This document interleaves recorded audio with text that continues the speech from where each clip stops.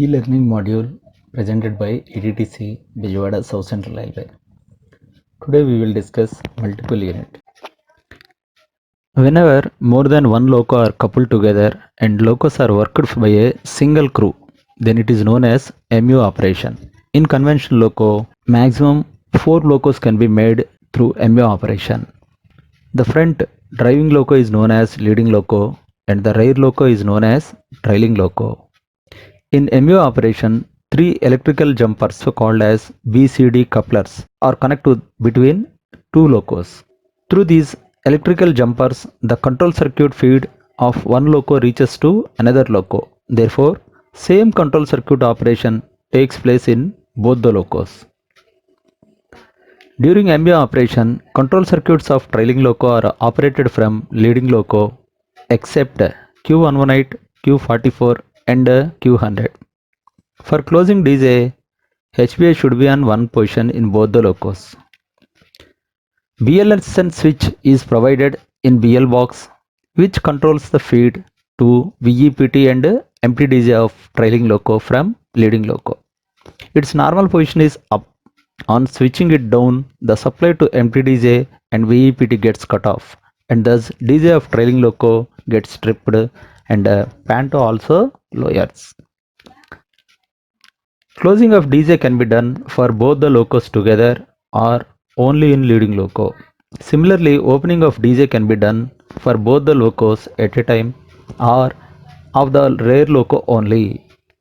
Trailing loco DJ can be closed from the trailing loco by pressing BP2 DJ but cannot be opened by BP1 DJ. In case of emergency, DJ of the trailing loco can be opened by removing its CCPT fuse, but normally it should be avoided.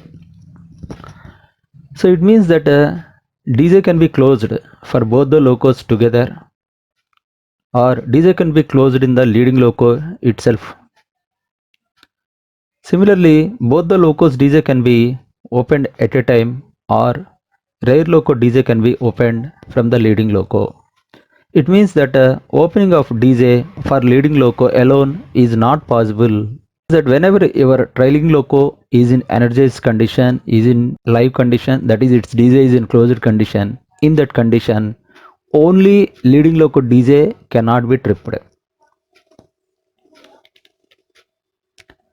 For disconnecting BCD jumpers, de-energize both locos, switch off both locos HVA. It is the most important point in multiple unit. So during coasting or braking, always keep your MP on 0 and ensure both LSGR and LSGRO are glowing. Preparing of multi-locos. Checking of locos. Examine the locos separately and prepare them individually.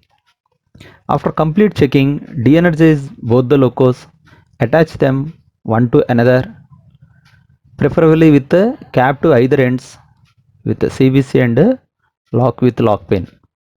Now keep HBA of both the locos in 0 position.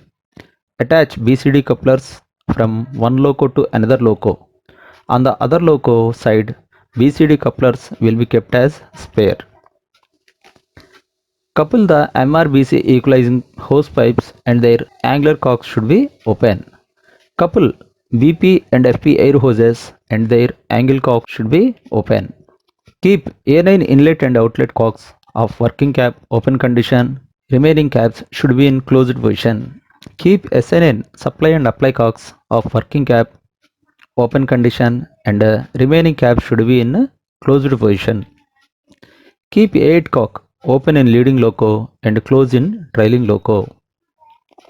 MU2B of leading loco in lead position and in trailing loco it should be kept in dead position. So keep ZPT, MPJ, BL keys of trailing loco in the side locker. HBA should be kept on 1 in both the locos. Energization procedure of multi-locos. Prepare both the locos separately and also ensure that everything is normal as per requirement for MU locos. Start MCP of both the locos and build up maximum pressure in RS of both the locos. If MCP of any one loco is defective, then first energize the MU locos from that loco in which MCP is working by taking the following precaution. In MU's 2 locos, if any one locos MCPA is not working, then in that condition also you can energize the multi-loco normally, but you have to go to the good loco, that is in which loco MCPA is working. After going in that loco, open RL cock for both the locos, start MCPA and build up maximum pressure 8 kg per cm square and switch off MCPA. Unlock BL of loco in which MCPA is working and put BLSN down.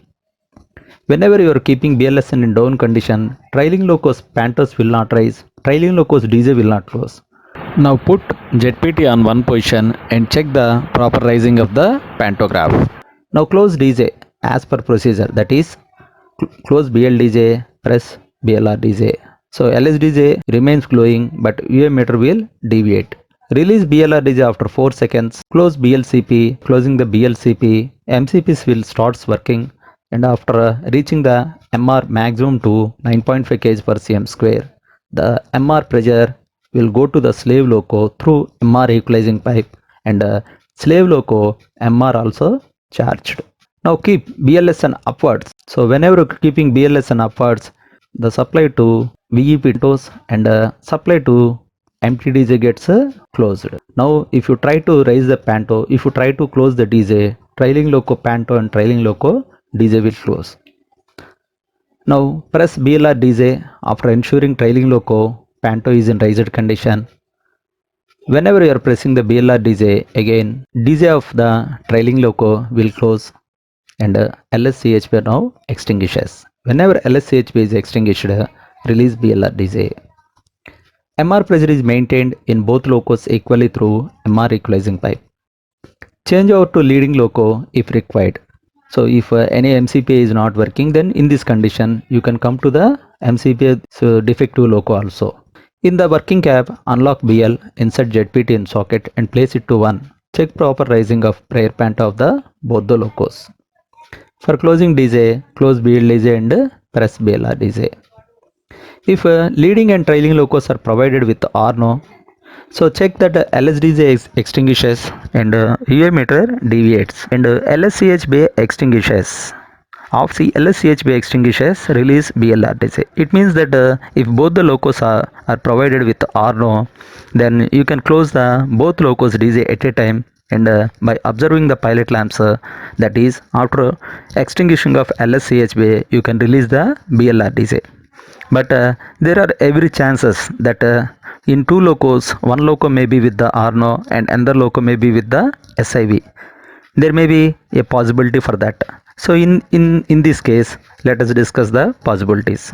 In case both the locos are SIV locos, it means that leading loco and trailing loco, both locos are equipped with the SIV, then release BLR DJ as a single unit of SIV loco, that is release BLR DJ after extinguishing of LS DJ and observing the deviation of UA meter.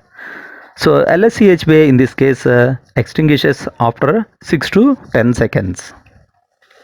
But the combination, that is what I told earlier, that if one loco is provided with RNO and another loco is provided with SIV, then some precautions has to be taken. If leading loco is provided with RNO, that is first case. So if leading loco is provided with RNO and trailing loco is provided with SIV, in this case you have to check that LSDJ is extinguished.